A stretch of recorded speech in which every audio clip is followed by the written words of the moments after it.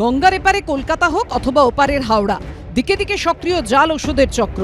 Central drug standard control organisation বা সিএডএসসিওর অভিযানে খাস কলকাতায় ভবানীপুরের গোডাউন থেকে আগে উদ্ধার হয়েছিল 6 কোটি 60 লক্ষ টাকার জাল ওষুধ। আর বৃহস্পতিবার রাজ্য ড্রাগ কন্ট্রোল দপ্তরের অভিযানে হাওড়ার আমতা থেকে উদ্ধার হয়েছে প্রায় 20 লক্ষ টাকার জাল ওষুধ, যার সিংহভাগই হলো প্রেসারের, অর্থাৎ উচ্চ রক্তচাপ নিয়ন্ত্রণের। আর এইসব দেখে ঘুম ছুটেছে সাধারণ মানুষের। দিনের পর দিন সুগার, প্রেসারের মতো যেসব ক্রনিক সমস্যার ওষুধ কিনে কিনে খাচ্ছেন, তা আদৌ আসল নাকি নকল? ওষুধ খেয়ে লাভের বদলে ক্ষতি হচ্ছে না তো? অর্গান ড্যামেজ হতে বাধ্য, এবং অর্গানের মধ্যে most vital organs heart, kidney এবং ব্রেন, এই তিনটেই এফেক্ট করতে পারে।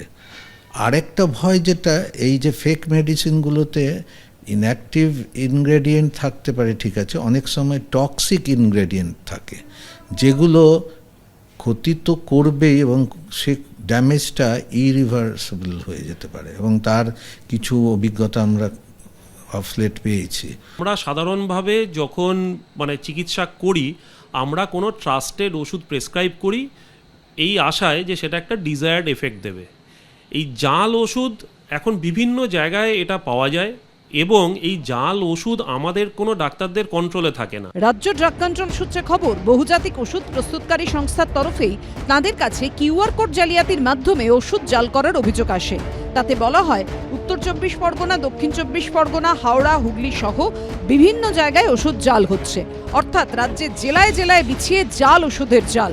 অসাধু ব্যবসায়ীদের শিকার অসুস্থ মানুষ। কোনো একটি রাজ্যে যদি একটা কেমিক্যাল ড্রাগ হিসেবে স্বীকৃতি পায়, তাহলে সেটাকে যে কোনো রাজ্য, অন্যান্য যে কোনো রাজ্য বা কেন্দ্রশাসিত অঞ্চলে বিক্রি করা যায়। যে রাজ্য থেকেই, যে রাজ্যের ড্রাগ কন্ট্রোল থেকেই লাইসেন্স পাক না কেন, রাজ্যের যে ড্রাগ কন্ট্রোল, যেটা স্বাস্থ্য দপ্তরের অধীনে, তাদের কাজ হচ্ছে যে বাজারে যে ওষুধগুলো আছে তার গুণমান পরীক্ষা করা। হাওড়ার আমতায় মান্না এজেন্সির গোডাউন থেকে প্রায় 20 লক্ষ টাকার জাল ওষুধ বাজেয়াপ্ত করা হয়েছে। অভিযোগ, নামী কোম্পানির প্রেসারের ওষুধের কিউআর কোড জাল করে চলছিল চক্র। 14 দিনের জেল হেফাজতে পাঠানো হয়েছে ওই সংস্থার মালিক বাবলু মান্নাকে। রাজ্য ড্রাগ কন্ট্রোল সূত্রে খবর, মান্না এজেন্সির 1 কোটি 86 লক্ষ টাকার ওষুধের লেনদেনের হদিশ মিলেছে। ফলে বাজারে ওই সংস্থার এখনো 1 কোটি 63 লক্ষ টাকার ভেজাল ওষুধ রয়ে গেছে বলে মনে করা হচ্ছে। রাজ্য ড্রাগ কন্ট্রোল সূত্রে খবর, জাল ওষুধের গোডাউনের হদিশ পাওয়ার পর এবার জাল ওষুধ তৈরির কারখানায় অভিযান চালানোর পরিকল্পনা নিচ্ছে তারা। আমতা থেকে ধৃত ওষুধ ব্যবসায়ীকে জেরা করে কোন কোন ডিস্ট্রিবিউটরের কাছে জাল ওষুধ পৌঁছেছে তা জানার চেষ্টা চলছে। ভেজাল ওষুধের কারবার নিয়ে উদ্বেগ, আতঙ্ক যখন বাড়ছে, তখন ফের প্রশ্ন উঠেছে স্টেট ড্রাগ টেস্টিং ল্যাবের পরিকাঠামো নিয়ে। ভগ্নপ্রায়, কোথাও ফাটল, কোথাও চাঙড় খসে পড়ার অবস্থা। নিবু নিবু আলোয় কাজ চলছে ওষুধের গুণমান যাচাইয়ের। এক কথায় বিপজ্জনক। গত জানুয়ারি মাসে আমাদের ক্যামেরায় ধরা পড়েছিল এই ছবি।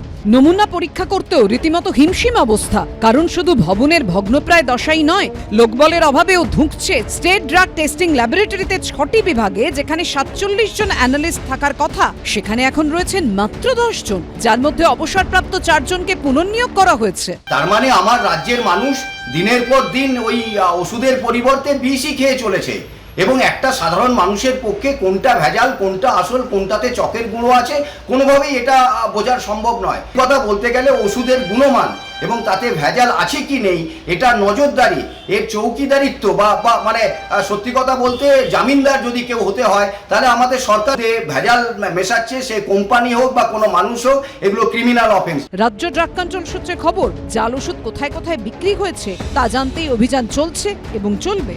ঝিলম করঞ্জাই, সুনীত হালদার ও অনির্বাণ বিশ্বাসের রিপোর্ট, এবিপি আনন্দ।